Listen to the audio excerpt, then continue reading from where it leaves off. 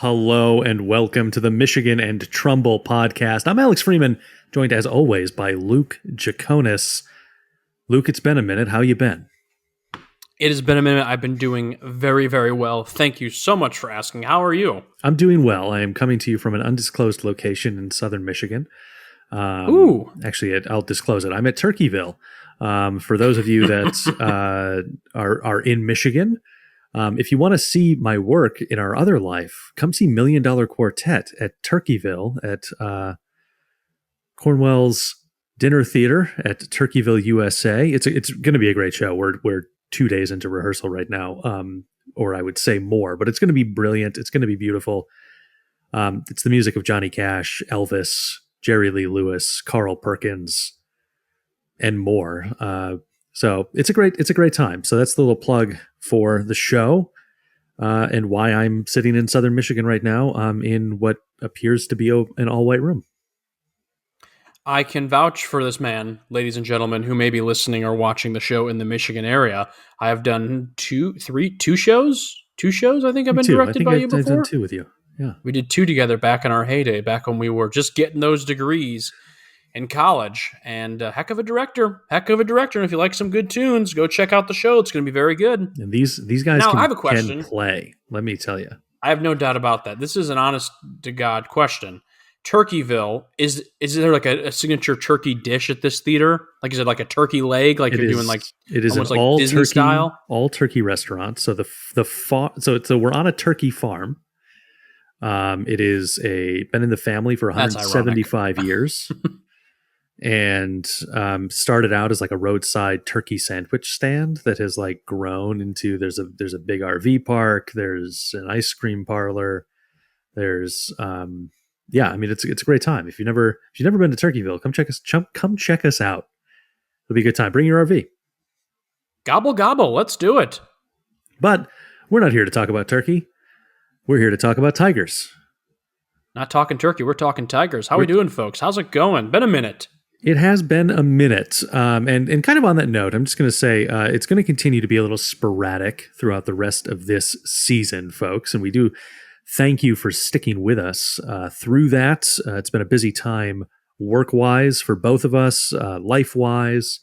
As opposed to when we started this, Luke's happily in a relationship now, and as he's discovered, that changes your priorities. It does. You can't just always watch the Tigers at night. But we have had some time to watch this Tigers team post-trade deadline. Actually doing okay the past couple days.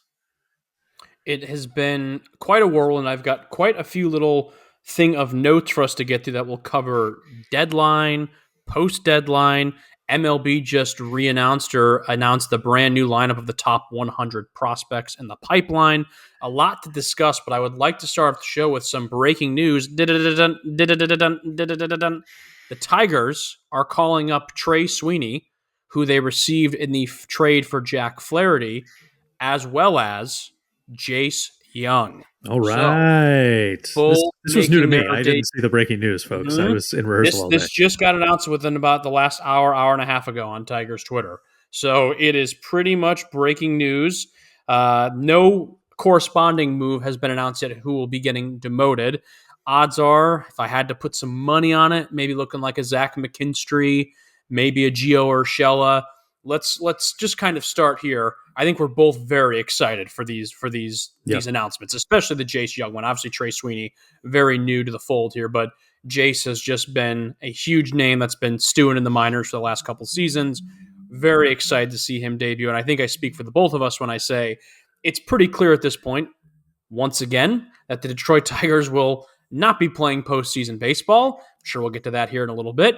So if they're not going to be competing for anything, my personal thing that I want to see them compete for, and I'll kick this over to you in a moment, is I want to see them finish 500. If you're not going to at least go to the postseason, at least make this second half, these last 5 to 6 weeks, something worth watching. I will admit, post-trade deadline, I said, folks, it's about to be, I was using the word barbaric, because on paper, they traded away some big names, Jack Flaherty, obviously Mark Canha had been so-so, Chafin was a name in the bullpen, but on top of that, they've just been decimated with injuries. So between the trades and injuries, I thought for sure this team was dead in the water, but like you just said a moment ago, playing pretty good baseball. Mhm. So if you're not going to be in the postseason, let's at least aim for 500. And on top of that, and more importantly than probably finishing 500, let the kids play and let's see what we're working with for these last 5-6 weeks that'll lead us into spring training ball in 2025. Yeah, I mean, I think that's really, really the point of the next 6 weeks is to actually assess what's in the pipeline, what's going to be here, so that hopefully we see Chris open his wallet in the off season to bolster this roster. That I think what we're seeing is that there are some good pieces that exist on the team, on the roster. There are some good young guys. We want to see these guys that are like Jace Young that are ready to come up and ready to kind of see what they can do in the major leagues. And I would much rather see them work through the adjustment to the major leagues now than in April next year when we're hopefully not shooting ourselves in the foot again, trying to actually be a winning baseball team. It's kind of funny, and I texted you this before we recorded today. We are in the classic Tiger cycle right now. I mean, this is textbook Tigers baseball, what we're seeing right now. Second half looked like it was going to be brutal. And then out of nowhere, they start playing halfway decent baseball, only to get our hopes up going into the offseason. They'll make a couple of moves. They'll be like, hey, I'm kind of excited about this. This could be a halfway decent team going into next year. They'll play very mediocre baseball for the entire first half of the 2025 season. They'll deal all their guys who are on one-year deals. And then they'll get a couple of prospects, some kind of exciting, some kind of not. And then we'll go into the second half next season being like, this is going to be brutal. They'll be lucky to win 10 games. And then they'll find a way to still somehow play some halfway decent baseball. And then the cycle continues and continues and continues. We need to stop that cycle. Yeah. And I don't know if and when that's ever going to happen, but it would be great if it could, because I am over it. I think that's even one of the reasons why I'm like resistant to fully agree with you that I want to see them fight for 500. Because I'm like, then it's just the same damn cycle again. I would rather just top out. Yeah, just like lose more than you win in the next few weeks, but like be developing the younger guys in that way, like almost approach it like spring training, where it's like, yep, we're going to let him hit through this while he does it, whether or not who cares if it costs us a win at this moment. We want to make sure this guy gets the at-bats and the opportunities that he needs to develop into something, or for us to make the decision that he's not going to develop into something. Let's open up the roster spot and go get somebody to fill it. By the way, this is totally off topic, and I don't know if you've talked about it on the show before, but I love that hat. Oh, thank you. I love that hat. Have you talked about that on the show before? I don't Give think it a plug so. if you haven't. Yeah, thank you. It's actually weirdly like an Amazon find is where I found this hat. And Jeff Bezos found it for you. Good for him. Good for Jeffrey. Had an Amazon gift card as a birthday present and purchased this hat. So I like that. I like it. I totally took us off course there, but I just had to compliment it. I never did during the pre-show, so good for you. Thank you. Wonderful hat. The thing that I think is also very true with kind of what you just said. At this point, even if they're winning games, like today, Javier Baez had the go-ahead homer in the eighth inning against Seattle, and we'll talk about that series here in a little bit.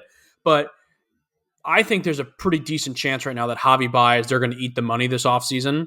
I also could see them not. I think it's a true 50-50 right now. I think really how Javi performs these next 5 to 6 weeks will be indicative if he's back next year. The sad part is I did see some people on Tigers Twitter today being like, the worst thing that can happen for the Tigers right now is Javi Baez to play good these next 5 weeks, because you do not want to give this team the impression that like, okay, he's found it, and then next April, May, and June, he's hitting 144, and you're like, no, he did not find it. He just gets hot at the right moments when it's right for him, but inconvenient for the rest of us. So I do think there's some validity in what you just said, almost like it doesn't matter even if they are winning games, because the guys who are winning these games, odds are a good number of them aren't going to be around next season or for seasons to come. I think McKinstry's days are numbered.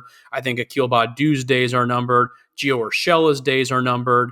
You know, I think I do think Javi Baez's days are numbered. I think a lot of the guys in the bullpen, you might see maybe some of them kind of get the axe. I think like a Shelby Miller, maybe a Will Vest, they're kind of on the bubble at this moment. Kenta Maeda, who is on that 2-year deal and was awful for pretty much this entire season, seems to have found himself in the bullpen now. So it's I'll never be able to be like, I don't care. Like, I always want them to win.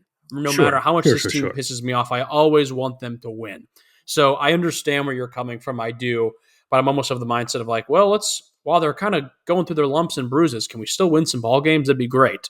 And we'll just have to, the other reason too, I think my hopes are a little bit high that maybe they can obtain for the first time since 2016 that illustrious task of just finishing 500 is because if you look at the rest of the schedule from here till the end of the year, it's not that bad. Now, Mhm. they've got some upcoming tough matchups that they'll play. I believe Baltimore again. They play the Yankees this weekend, but a lot of games against the White Sox.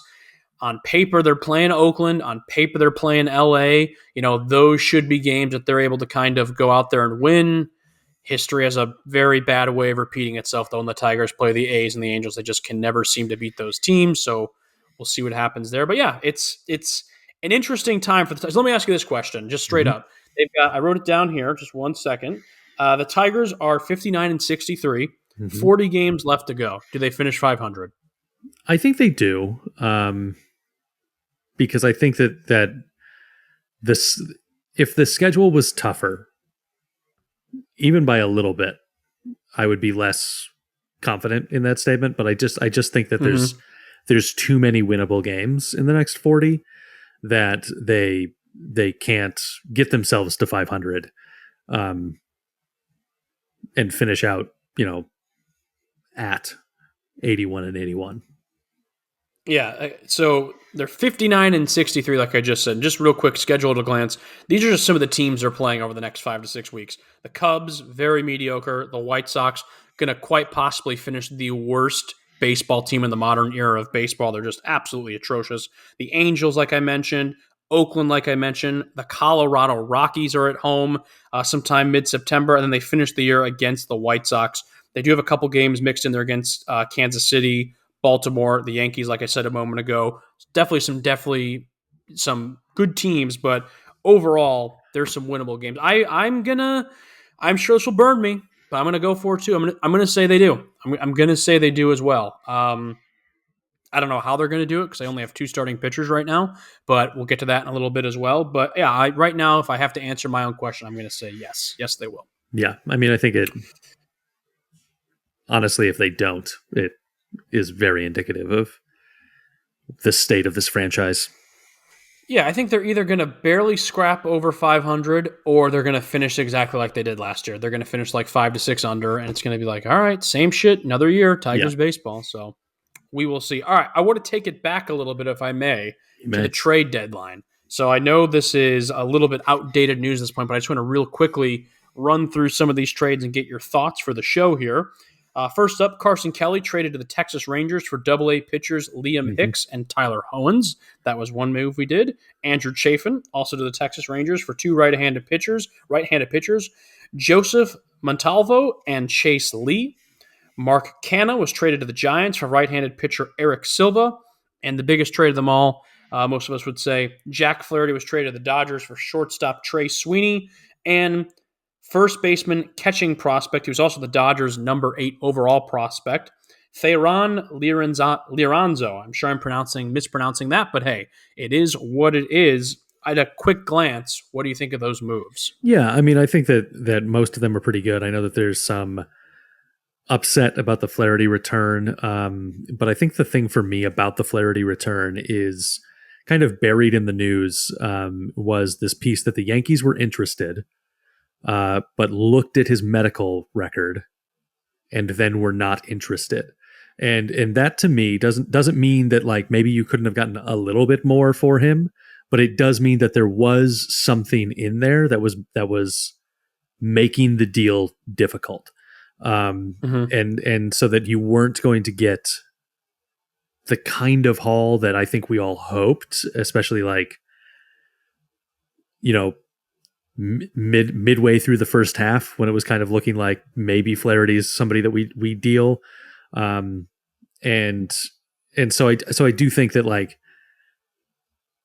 that takes the grade from being like a D for me on that trade to more like a C B minus kind of thing, where I think like he probably got close to the maximum of what he was going to be able to pull off, and that the market for those starting pitchers was not nearly as robust as I think some of us thought it was going to be going into the deadline. I think the thing people have to also realize too, and you told it to me when the news first came across with Flaherty, and I don't think my expectations are too high with the Flaherty deal, but I do think a lot of people thought that they were going to get this massive haul for Jack Flaherty. Now, had it been Tarek Skubal, and this is what they got in return, I'm pretty sure Tigers Twitter would just have burned to the ground, quite frankly. There would Tarek not have Skubal, been a Little Caesars left standing in this country. and probably for the best. So, what can you say about that? Actually, it's okay. I love the pizza, hate the guy who makes it. Fair enough to say? That's fair. That's fair. All right, perfect. Also, I don't know if I love the pizza. I like the pizza. the pizza is absolutely fine for the price point. The pizza's fine. Still can't stand the guy who makes it. That's the better, more accurate slogan. But I do feel, had it been the haul they gotten for a Skubal, that would have been absolutely the biggest steal of the lifetime for the Dodgers, because Tarek Skubal is obviously on his way to probably winning the American League Cy Young this year, and rightfully so. He's an absolute beast on the mound. So I think what they got in return for Flaherty is fair. I think where most people were frustrated, and I would even put myself into that category for a little bit, is seeing other guys that were dealt. Like the Marlins pretty much cleaned house. And for some of the hauls they got back for guys who are not as good as Jack Flaherty, I think that's why a lot of people were so frustrated. Now, here is why it's nice to sometimes wait 2 weeks till after the trade deadline has passed before you make an official episode, because you can now have hindsight. And I'm sure had we recorded this on the day of the deadline, I would have been a hell of a lot more critical of Scott Harris. For the record, I thought he absolutely bungled last season's trade deadline. This year, I was fine with it. I didn't think it really moved the needle one way or the other. I thought he got a lot of pitching prospects into return. Hopefully some of those hit. You never really know. But as we're seeing right now with the Major League club, with the Tigers, you can never have enough pitching reinforcements because this team is just disheveled right now on the pitching side. But I think you have to give credit where credit's due in these first 2 to 3 weeks of getting these guys with Theron and Trey Sweeney. They're playing pretty well in the minor leagues. Now, that doesn't mean anything in the sense of we don't really know necessarily how long that will hold up. But while we're having it, it's definitely not a bad thing to have, I'd say. Yeah, I mean, I agree completely that it ultimately, looks like it's going to turn out pretty well. Yeah, it very much felt like a C's get degrees kind of trade deadline for Scott Harris, which with hindsight, I now much more closely agree with you about last year's trade deadline. And so, yeah, I mean, he went from failing to passing. So that's the right direction. I would give him for last year's trade deadline like a D, probably like a D. They did get Hao-Yu Lee back for Mike Lorenzen, and I think he actually just got promoted to AAA. I saw there's rumors he's being promoted to AAA with Young and Sweeney getting the call to the MLB, but we can check on that for the next episode. But I think overall, I understood last year people being in an uproar about what happened with Eduardo Rodriguez. I was kind of leading the pack. Also, I'm pretty sure, if I'm not mistaken, I have to go back and check our Twitter.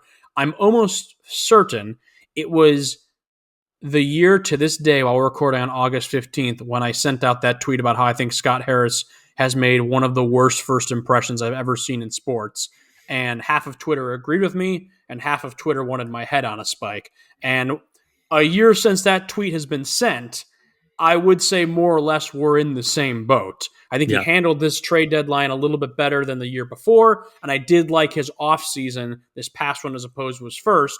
But more or less, this is still a subpar 500 mediocre team that he has no urgency with winning, and they're not going to the postseason yet again. So I get it. The minor league is definitely developing, but the major league club is still in a lot of need of reinforcements and help. Yeah, and I think when I think about Scott Harris, if you got this guy coming in who's supposed to be, this kind of like young hotshot up and coming. Like there's two ways that it can go, where they like do a bunch of like really kind of like weird off the wall stuff, and you're like, what is happening? And then it works, or they kind of move too slow, too afraid to do things, and I fear that that's kind of what's been happening. Hopefully that means it's going to get a little bit more creative, but so far nothing's felt really like he's not playing chess while everybody's playing checkers or anything. With how he's operating the team, it just feels like above replacement over Alavila, maybe. I feel like everyone else is. I feel like all the good teams in Major League Baseball, they're playing checkers. Scott Harris is taking out the pieces and reading the instructions to make sure he doesn't misunderstand how the game is played, so to speak. When he starts playing the game, I think there's the capability and the potential that he'll be quite good at playing the game. But right now, he's wanting to learn the rules of what do we do and how does this work. Meanwhile, while other teams are just running roughshod at the checkerboard. Yeah. And if you don't believe us, you can catch Scott Harris at your local Cracker Barrel honing his craft on those fun little reclining chairs on the barrel. Does it all the time. So have at it. That's where he is. The one thing I did want to say about Scott Harris and just the trade deadline, one comment he did make, then we can move on from this story that is now 2 weeks old. But the one thing he did say that I did take a lot of onus with that I just was not happy with, he made a comment about Jack Flaherty.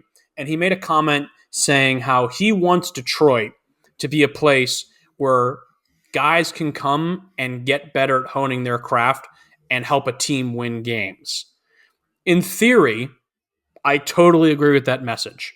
The problem is Scott Harris is cultivating an atmosphere where they are welcoming, as I'm calling these, baseball players from the island of misfit toys. Those players are getting better, and then Scott is trading them at the deadline, leaving the rest of the team that just had that island of misfit player in a state of disrepair. Yeah. So that's the thing I'm frustrated with. It's great that you want to bring in Michael Lorenzen and you want to bring in Tyler Holtman. You want to bring in Jack Flaherty and resurrect these guys' career from the dead.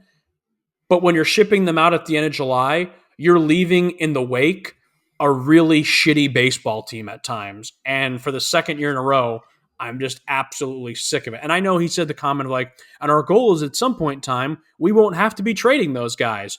That's a great goal to have, but I've said it since Avila was in charge. I'll say it with Harris in charge. Your goal should be to win games at the major league level. Mm-hmm. It's not an easy job being a team president of a professional sports team.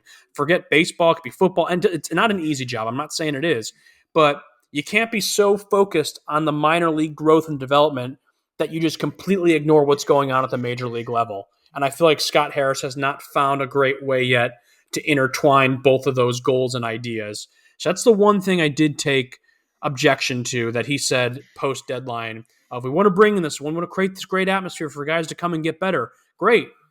Make them get better, but then let them stay here and help the team that just gave them kind of a second lease on life. Don't just trade them out at the deadline to get some prospects. I get it. That's how the game is played. I'm just saying I don't like the rules of the game sometimes. It pisses me off. So let's change the rules. Let's change the culture. And hopefully next July, we're not trading whatever has been that's on a one-year deal that's going to Texas or Atlanta or Houston or New York.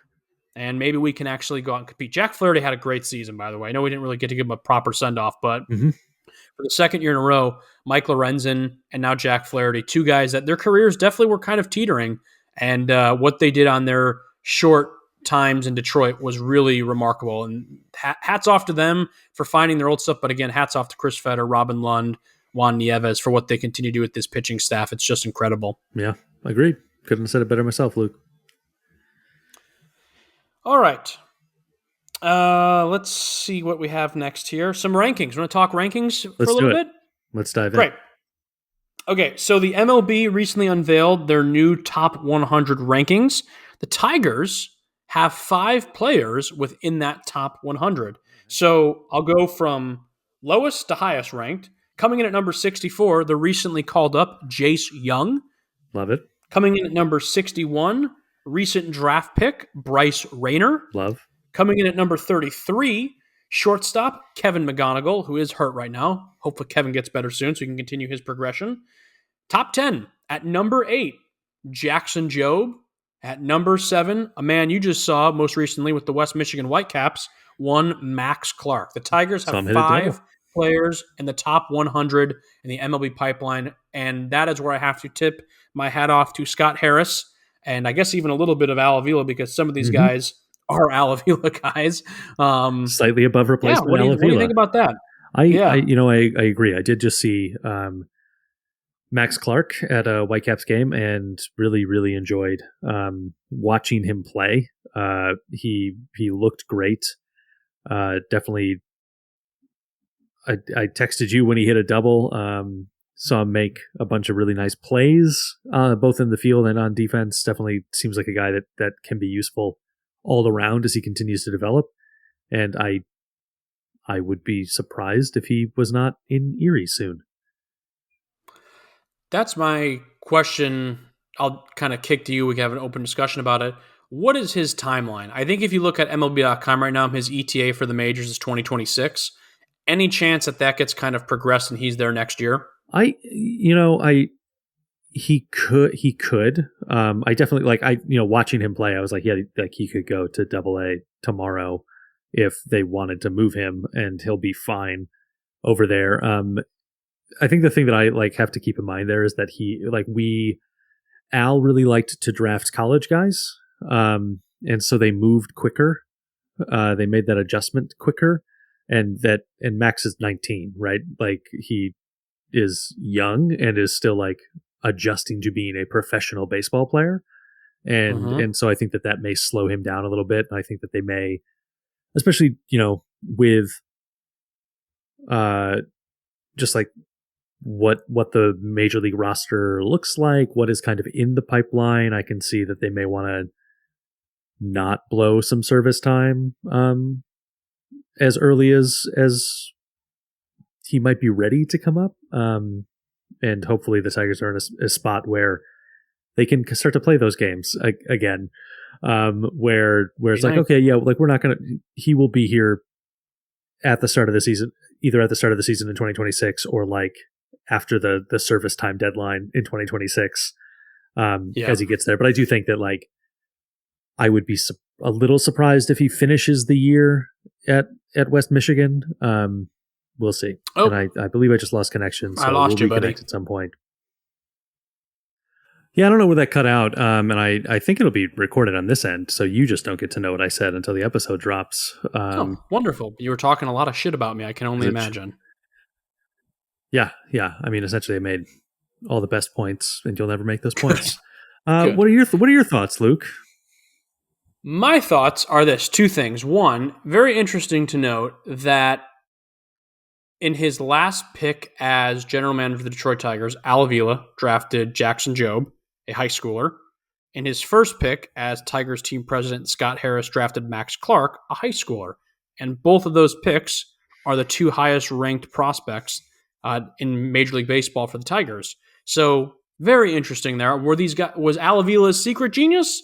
Or did he just finally get lucky and strike gold on one of these picks? Only time will tell. While these guys are, like I say with any prospect that you see, while these guys are ranked high, we never truly know their ceiling. So let's kind of wait and see what happens there. The other thing I wanted to say too real quick is specifically about Max Clark.